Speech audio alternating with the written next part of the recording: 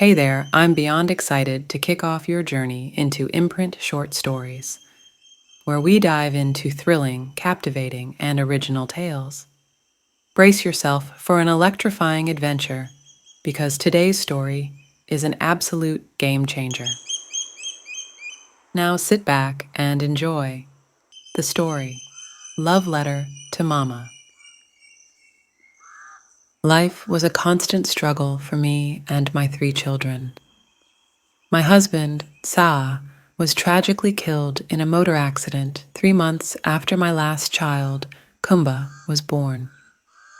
With his passing, my world crumbled, leaving me alone to fulfill the beautiful dreams we had envisioned together.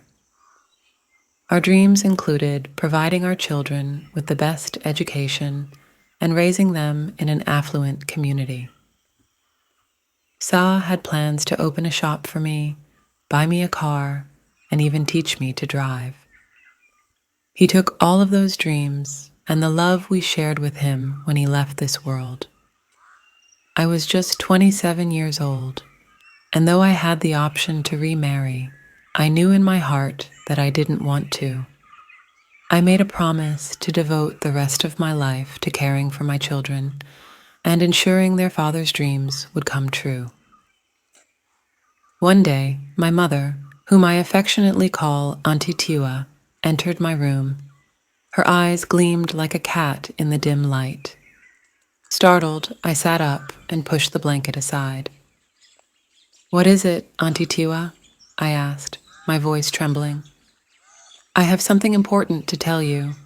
Listen carefully," she said as she perched herself on the edge of the bed. I waited anxiously to hear her seemingly urgent message. Her pauses filled the room, and my heart raced. "What is it, Auntie Tiwa?" I asked again. She began to speak slowly and deliberately, her voice full of calculation. "It's been 2 years since Sa's passing," she said, locking eyes with me.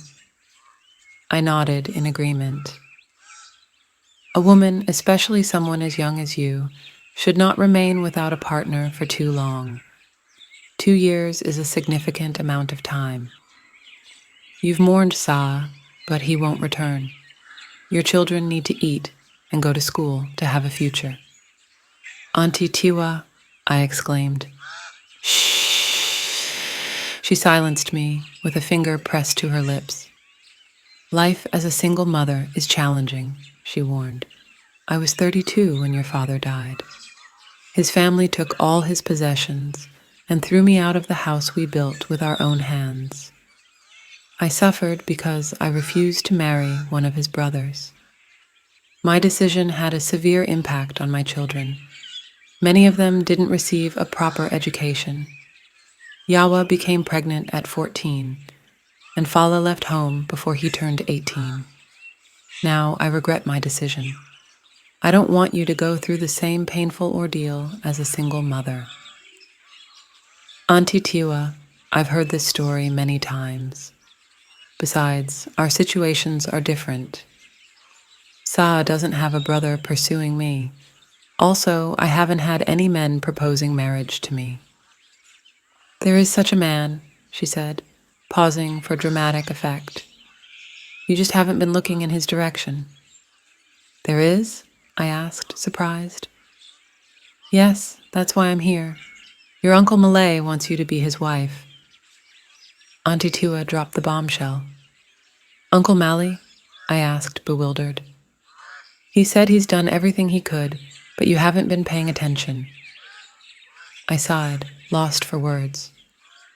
"Auntie Tua, I can't marry Uncle Mally. I call him Uncle because he was like a father to Sa. Besides, he's about the same age as my late father. He has 2 wives and 11 children. What would I do with such a man?" My eyes welled up and my heart raced. I couldn't believe Auntie Tua was discussing me marrying Uncle Malay. "You're my daughter, and I can't force you to marry him. He's a good man. He's been there for you since your husband passed away. He's provided financial support and a well-furnished 2-bedroom apartment, ideal for us. Don't rush into making a decision. Think about your children's future and what Uncle Malay could do for them. She paused and locked eyes with me. Don't walk in my footsteps. Don't make the same mistakes I did, Auntie Tiwa said as she left the room. My confusion only intensified. She was my mother, and I wanted to make her happy. I struggled to make sense of the various pieces of the puzzle that formed my life. But Uncle Malay just didn't seem to fit. I understood he was a good man who had shown me and my children a great deal of support. I tried to convince myself that marrying him was the best option, yet I failed. He felt more like an intrusion than a blessing. After persistently refusing to marry Uncle Malay, he forced me to leave his apartment. I knew it might work in my favor if I moved out. I rented a one-bedroom apartment on Duport Road in the Paynesville area. The house was small, and the neighborhood was filthy and unsafe, but it was all I could afford. Better accommodations were expensive and beyond my reach. I faced other pressing challenges. I needed to get my 3 children into school, but most of the better schools were also beyond my financial reach. So I enrolled them in a school I could afford. It wasn't the school I had envisioned for my children, but it was the only option. I settled for this school for several reasons. The fees were reasonable, and it was within walking distance from our home. I could save money on transportation, and some of our neighbors' children attended the same school. I counted on the older boys from our neighborhood to watch over my children when I wasn't available. I desperately needed to find a source of income soon. My husband's monthly Social Security pension was woefully inadequate to meet our needs. I planned to seek a bank loan and start a small business, selling cold water and other small items. I submitted my loan application package, which included a projected cash flow statement and a list of all my assets. Unfortunately, the bank rejected my application due to insufficient collateral. I then decided to raise capital for my business through backyard gardening on a piece of land in our community. This land belonged to the aunt of an old friend. Later, I learned that the land was owned by a woman in the United States who had originally intended to build a house on it, but found out that the land was waterlogged, which would be costly to build on.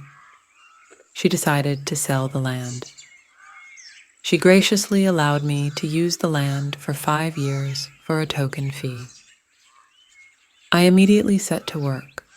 I purchased pepper, garden egg, tomato, and okra seeds from an agricultural store in the red light market. I cleared the land, I prepared the nursery, and added organic manure collected from an abattoir and a poultry farm. I planted the seeds in separate beds, and the plants flourished. One day, while tending to the plants, I felt a sharp pain in my right leg. I couldn't see the object that had pricked me, but blood oozed from the wound, and the pain intensified. I feared it might have been a snake bite. I hurriedly left the garden and sought out Oldman Tamba, a well-known herbalist in our community. He claimed to have a cure for everything under the sun and treated me with a concoction of herbs before sending me home. The next morning, I couldn't even lift my leg. It had swollen 3-fold. The pain was excruciating. I struggled to breathe. I was terrified that I might not make it. I gathered my children, and with a heavy heart, I told them about my condition. I assured them that if anything happened to me, my sister Kona would take care of them, treating them as her own. My children were visibly concerned, and our home felt as quiet as a graveyard. 2 days later, my condition worsened. I was rushed back to old Mintamba, who applied chalk and ointment to my wound before sending me home. Although the swelling and pain had lessened, I still felt weak and nauseous, and my appetite had disappeared. I lay in bed all day, worrying about my 3 young children. I prayed day and night that God would spare my life. I made promises to serve him diligently for the rest of my days. Tears stained my sheets as I thought about my late husband and how he could have provided for us. I longed for someone to care for me and pondered my mother's words about Uncle Malay. Was my mother right about him? I asked myself, and my tears started anew. I didn't know what to do except cry, worry, and pray. I was overwhelmed by depression. Amid my pain and depression, I reached for the bottle of painkillers on the table beside my bed. Next to it was an envelope. I struggled out of bed to retrieve the letter, noticing that there was no writing on the envelope. Carefully, I unfolded it and spread the paper before my eyes. The letter read, "Dear Mama, I couldn't get any sleep last night. I was afraid because I couldn't stop thinking about you. I came to realize for the first time that I had a chance every day to say thank you for everything you do for us and your children, and to let you know how much you mean to me. Every morning, lunchtime, and night, you put food on the table for us. For us to have more, you give up your comforts and joys. You adore us, Mother, I know that. It feels like it was yesterday, the day before Aunt Meme's wedding. After visiting the salon, you had just come back sporting your lavish wedding hairstyle.